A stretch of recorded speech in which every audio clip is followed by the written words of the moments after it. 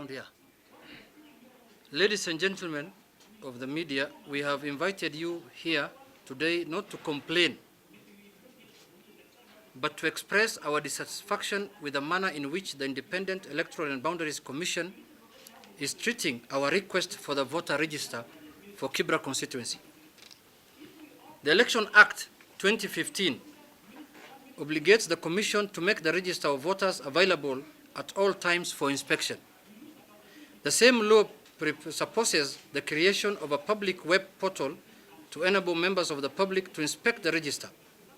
Further to this, Section 27 of the Iebc Act requires the Commission to publish and publicize all important information within its mandate affecting the nation. It further provides for the procedure of accessing information within its purview. As required by the above stated law, we proceeded to write to the Commission requesting for the updated voter register for Kibra constituency in a letter dated 20th September 2019 by our Executive Director, Mr. Oduro. 10 days later, on 30th September 2019, after failing to get a response from the Commission, the Secretary General of the party, Mr. Edwin Sifuna, wrote a follow-up letter to find out the status of the initial request and what the Commission was doing about it. Again, the Commission remained mum. This prompted the party, through Rachir and Amolo advocate, to write another letter to the electoral body on 2nd of October 2019, demanding to know why the Commission was procrastinating on the request by the party. A similar letter was addressed to the Kibra constituency returning officer. Our lawyer's letter sought the following from the Iebc. 1, to provide a full list of all persons registered as voters in Kibra constituency by 2017 general election. 2, to provide a full list of all persons registered as voters since 2017 to date, including the dates and centers of registration. 3, to provide full details of all those registered on transfer since declaration of vacancy to date, specifying the constituency which their votes were transferred from.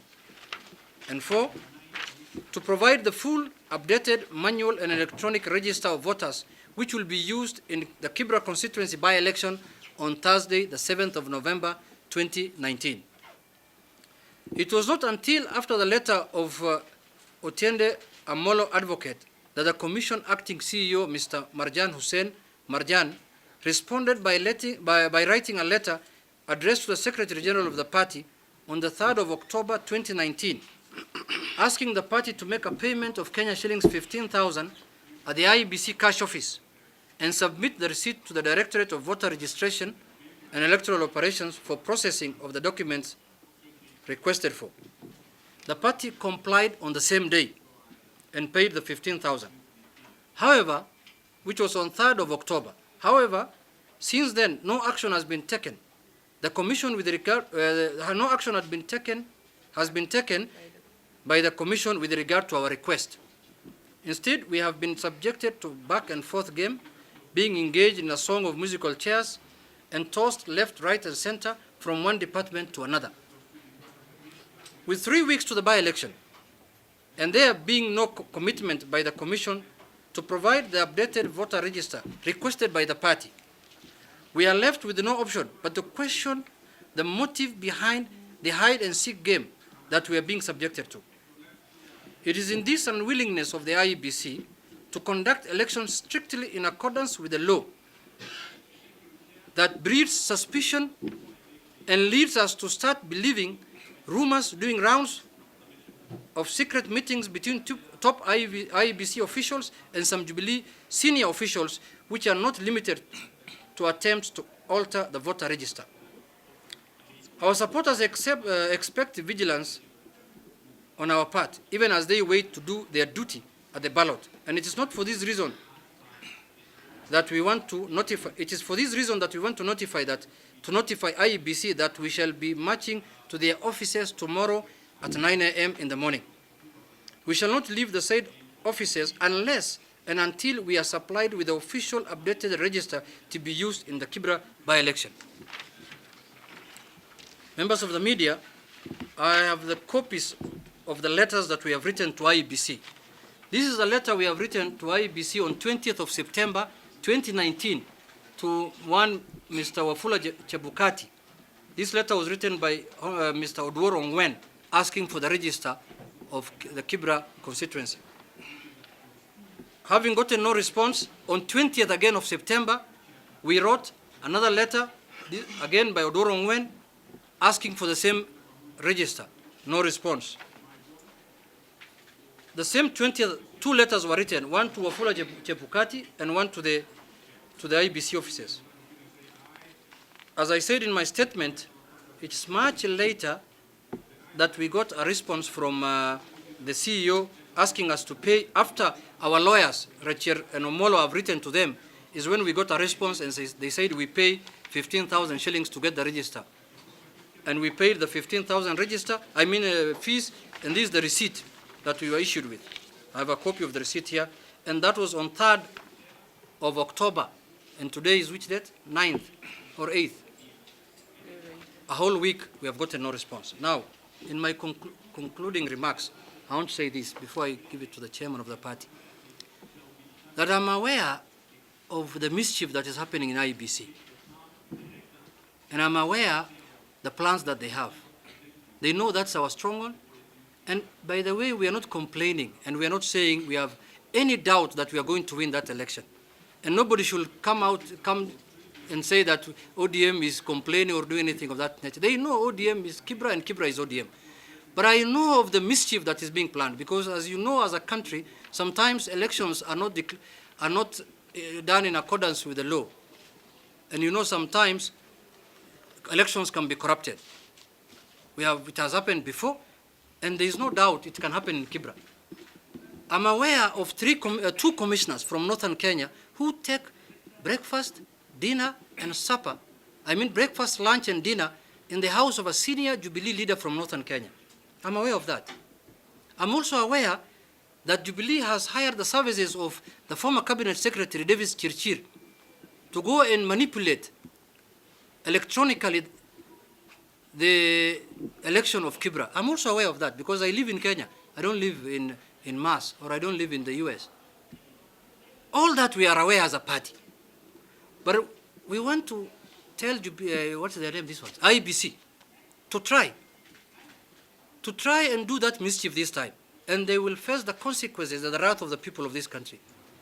So with those few remarks, I want to tell Iebc to desist and please provide the register, the updated register. When we speak to one of the ICT director, Mr. Muhati there, he's telling us the register is being updated. When we speak to Salome, the legal person, she's telling us the register is being verified. How can you verify a register that was used in 2017 elections? But I want to inform them that as we have all the data, we only want to see what they have. And it is the law that requires them to provide the register. It's not a choice.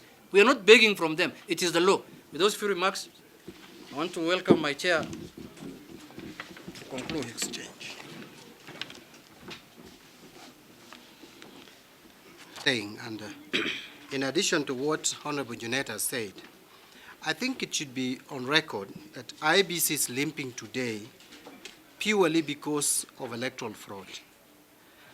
The Iebc that we have today of 3 commissioners, which is even being debated whether it is constitutional or not constitutional, is because of the electoral fraud of 2017.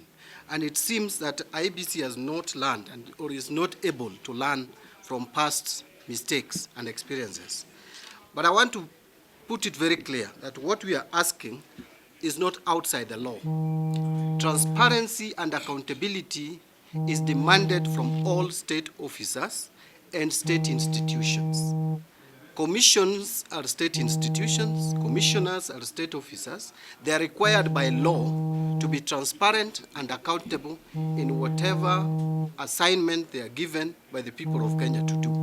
At the moment, this commission, limping as it is, has been tasked with the responsibility of preparing and conducting and finally declaring the results of Kibra by-election following the death of the immediate former MP. And therefore, what we require from the Commission is information that must be made available to the people of Kenya. If you look at the Elections Act, it is very clear that we needed not even to ask IEBC to provide this register. It should be available in the portal of IEBC. Any Kenyan should be able to go there and see what that register, how it looks like, what names it contains, which names are there, mistakes which are there, so that if there is any mistake with a name, a voter can easily point out and have it corrected in good time to be able to vote. Now the question is, when IEBC refuses, because it cannot be a failure, they have all the machinery, they have all the resources. IEBC is one of the most resourced commission in this country. They have refused to make available information which they should ordinarily be making available. That is updated voters register. And the register which was used in 2017, they are not able to do that up to now. And you can see the mischief. Letters are written, IEBC is not responding. We would not be here today. We would not be addressing IEBC through the media.